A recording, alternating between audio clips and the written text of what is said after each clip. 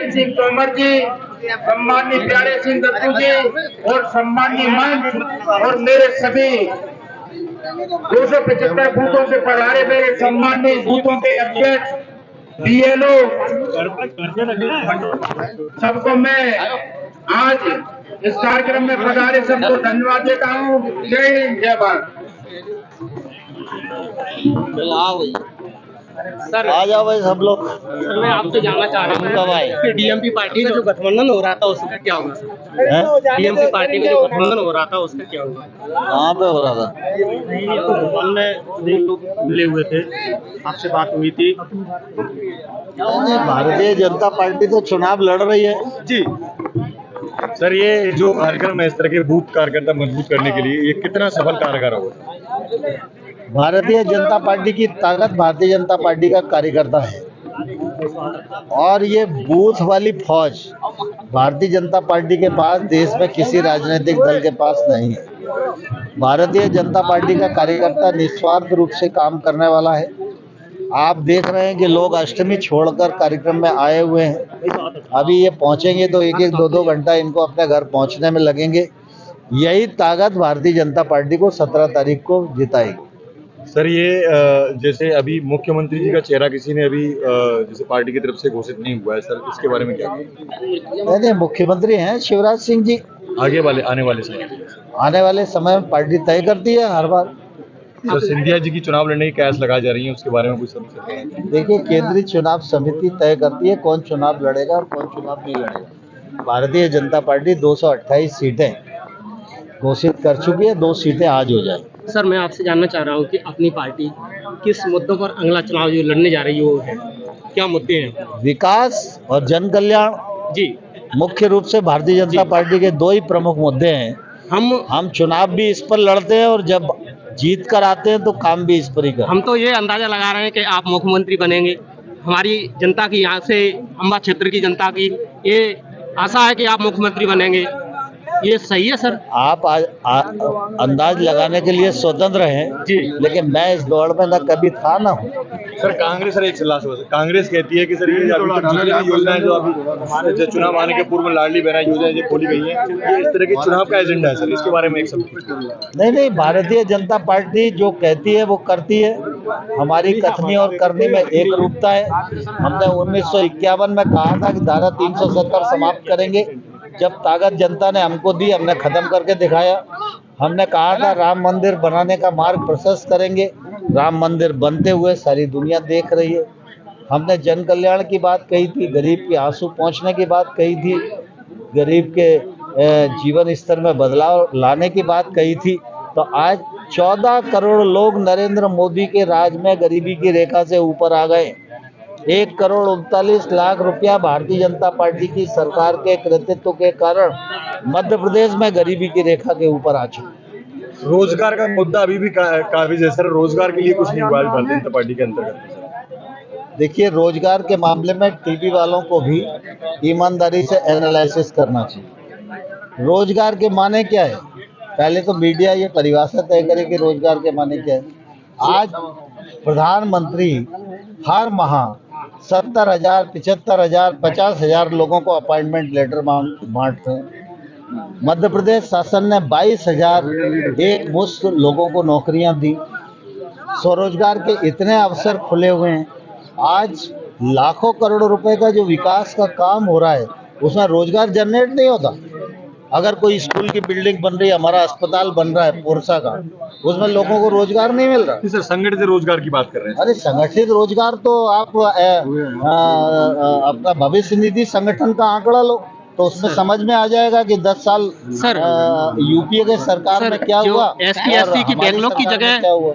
Sir ST/SC की backlog की जगह जो 3 लाख जगह है सर, वो कब तक भरी जाएंगी? इसके बारे में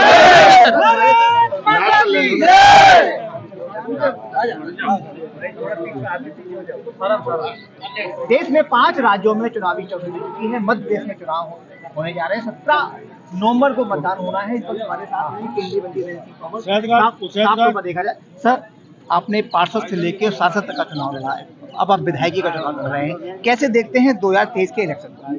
मैं इससे पहले भी विधायक का चुनाव लड़ चुका हूँ, विधायक रह चुका हूँ। विधायक का चुनाव लड़ना मेरे लिए नई बात नहीं है, लेकिन मैं बीच में सांसद था, पार्टी ने तय किया कि सांसद बनूं, तो हम सांसद का चुनाव लड़े। अब पार्टी ने कहा विधायक का चुनाव लड़ने जाऊं। हमने आज तक अपने बारे में विचार नहीं किया, कभी संगठन के सामने कोई प्रस्ताव नहीं किया, लेकिन पार्टी ने कभी भी कोई काम दिया तो कोशिश की कि ईमानदारी से उस काम को निभा पाऊं। सर, जब भी चुनाव ये अब 5वीं सूची कल आई तो कहीं ना कहीं विरोध के स्वर उठने शुरू हो गए हैं। कल ही बहुत सारा विरोध हुआ है, ग्वालियर जहाँ से आप हैं और यहाँ मुरैना में विरोध हो रहा है, ग्वालियर में विरोध हो रहा है। उन लोगों को क्या कहेंगे आप? वो लोग बराबर, चाहे मुन्नालाल गोयल हों या आपके बहुत सारे ऐसे समर्थक हैं जिन्हें उम्मीद थी कि टिकट मिलेगा लेकिन टिकट नहीं मिला। देखिए, भारतीय जनता पार्टी दुनिया की सबसे बड़ी पार्टी है। इस पार्टी के 11 करोड़ मेंबर हैं।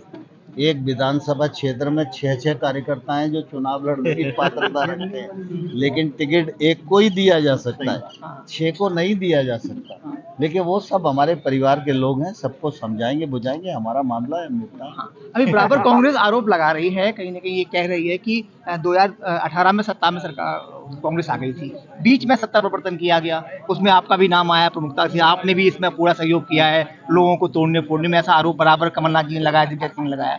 और कहीं अगर फिर बराबर इस बार वो इतनी सीटें लेके आ रहे हैं कि तोड़ने फोड़ने की गुंजाइश खत्म हो जाएगी। देखो, जब कमलनाथ जी की सरकार बनी थी तो 18 महीने आपने भी मुझको बार बार कुरेद के पूछा इस सरकार का क्या होगा।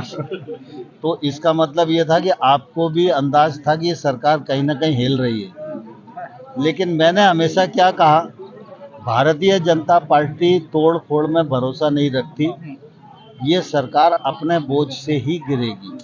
और आपने देखा कि वो अपने बोझ से ही गिर पड़ी, और जब गिर पड़ी तो हम राजनीतिक जीवंत राजनीतिक दल हैं, हम कोई शकल थोड़ी दे रह सकते हैं। अगर गिर रही है तो हमने दावा पेश किया था, हमारी सरकार बन गई। मेरा आखिरी सवाल है, 10 महीने में भारत के प्रधानमंत्री नरेंद्र मोदी जी 10 बार आ चुके हैं मध्य प्रदेश, और सबसे बड़ी बात यह है कि 20 दिनों में 2 बार ग्वालियर। इसका तो मीडिया को बहुत नोटिस लेना चाहिए। लिया है, तभी तो सवाल किया कि दरअसल पहले प्रधानमंत्री जो होते थे सालों में कहीं जाते थे, लोग दर्शन को तरसते थे।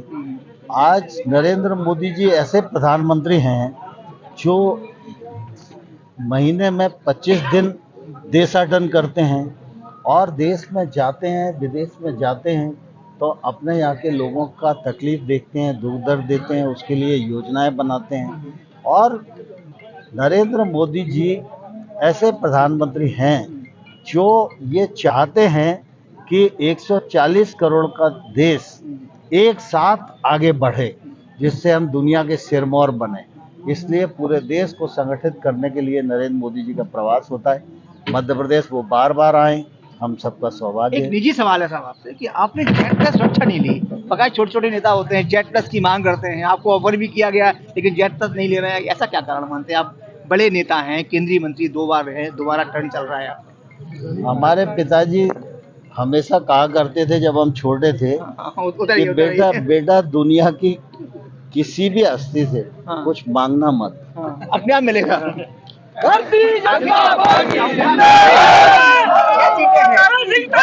पूरे 34 सीटें हैं, पूरे विधानसभा में 34 सीटें हैं, जीतने की संभावनाएं हैं क्योंकि आप खुद यहाँ पे हम स्पष्ट बहुमत की भाजपा सरकार बनाई।